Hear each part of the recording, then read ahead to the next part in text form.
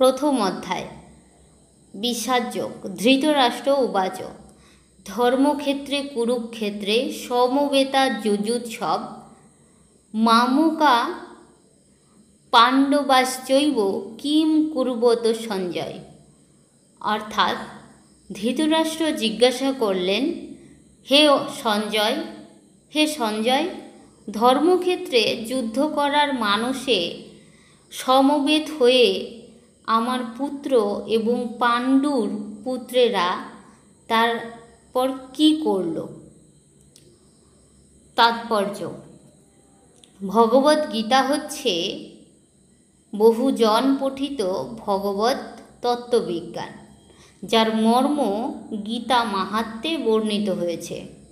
সেখানে বলা হয়েছে ভগবত গীতা পাঠ করতে হয় ভগবত তত্ত্বদর্শী কৃষ্ণ ভক্তের তত্ত্বাবধানে।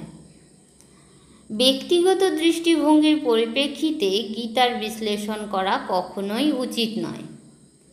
গীতার যথাযথ অর্থ উপলব্ধি করার দৃষ্টান্ত ভগবদ গীতাই আমাদের সামনে তুলে ধরেছে অর্জুনের মাধ্যমে, যিনি স্বয়ং ভগবানের কাছ থেকে সরাসরিভাবে এই গীতার জ্ঞান লাভ করেছিলেন।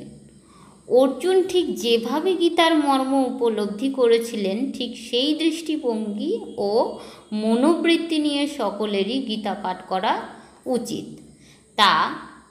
তাহলেই গীতার যথাযথ মর্ম উপলব্ধি করা সম্ভব। সৌভাগ্যবশত যদি কেউ গুরু পরম্পরা সূত্রে ভগবদ্গীতার মন গড়া ব্যাখ্যা ব্যতীত যথাযথ অর্থ উপলব্ধি করতে পারেন, তবে তিনি সমস্ত বৈদিক জ্ঞান এবং পৃথিবীর সব রকমের শাস্ত্রজ্ঞান আয়ত্ত করতে সক্ষম হন।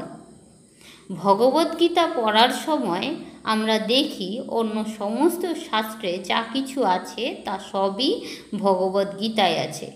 উপরন্তু ভগবদ্গীতায় এমন অনেক তত্ত্ব আছে যা আর কোথাও নেই। এটিই হচ্ছে গীতার মাহাত্ম্য, এবং এই জন্যই গীতাকে সর্বশ্রেষ্ঠ শাস্ত্র বলে অভিহিত করা হয়। গীতা হচ্ছে পরম তত্ত্বদর্শন, কারণ পরমেশ্বর ভগবান শ্রীকৃষ্ণ নিজে এই জ্ঞান দান করে গেছেন। মহাভারতে বর্ণিত ধৃতরাষ্ট্র ও সঞ্জয়ের আলোচনার বিষয়বস্তু হচ্ছে ভগবদ্গীতার মহৎ তত্ত্বদর্শনের মূল উপাদান। এখানে আমরা জানতে পারি যে এই মহৎ তত্ত্বদর্শন প্রকাশিত হয়েছিল কুরুক্ষেত্রের রণাঙ্গনে, যা সুপ্রাচীন বৈদিক সভ্যতার সময় থেকেই পবিত্র তীর্থস্থান রূপে খ্যাত। ভগবান যখন মানুষের উদ্ধারের জন্যই পৃথিবীতে অবতরণ করেছিলেন, তখন এই পবিত্র তীর্থস্থানে তিনি নিজে পরম তত্ত্ব সমন্বিত এই গীতা দান করেন। এই শ্লোকে ধর্মক্ষেত্র শব্দটি খুবই তাৎপর্যপূর্ণ, কারণ কুরুক্ষেত্রের যুদ্ধক্ষেত্রে ভগবান শ্রীকৃষ্ণ অর্জুন তথা পাণ্ডবদের পক্ষে ছিলেন। দুর্যোধন আদি কৌরবদের পিতা ধৃতরাষ্ট্র তার পুত্রদের বিজয় সম্ভাবনা সম্বন্ধে অত্যন্ত সন্দিগ্ধ হয়ে পড়েছিলেন। দ্বিধাগ্রস্ত চিত্তে তাই তিনি সঞ্জয়কে জিজ্ঞাসা করেছিলেন, আমার পুত্র ও পাণ্ডুর পুত্ররা তারপর কি করল? তিনি নিশ্চিত ছিলেন যে তার পুত্র ও পাণ্ডুপুত্ররা কুরুক্ষেত্রের বিস্তীর্ণ ভূমিতে যুদ্ধ করবার জন্য সমবেত হয়েছিলেন, কিন্তু তবুও তার অনুসন্ধানটি ছিল তাৎপর্যপূর্ণ। তিনি চাননি যে পাণ্ডব ও কৌরবদের মধ্যে কোনো আপোষ মীমাংসা হোক, কিন্তু তিনি চেয়েছিলেন যুদ্ধে তার পুত্রদের ভাগ্য সুনিশ্চিত হোক। তার কারণ হচ্ছে কুরুক্ষেত্রের পুণ্য তীর্থে এই যুদ্ধের আয়োজন হয়েছিল।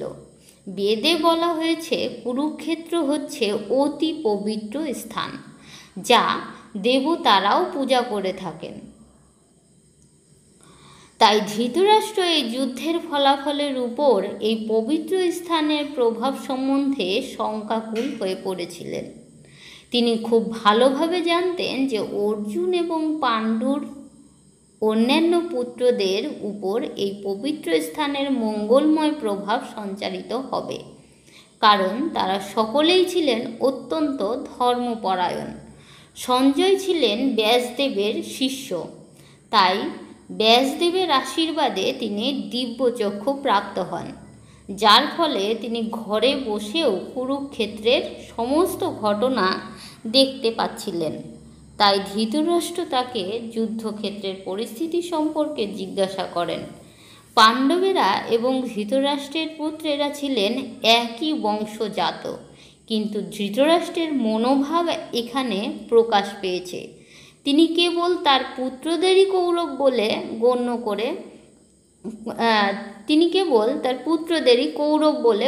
করে পাণ্ডুর পুত্রদের বংশগত উত্তরাধিকার থেকে বঞ্চিত করেছেন।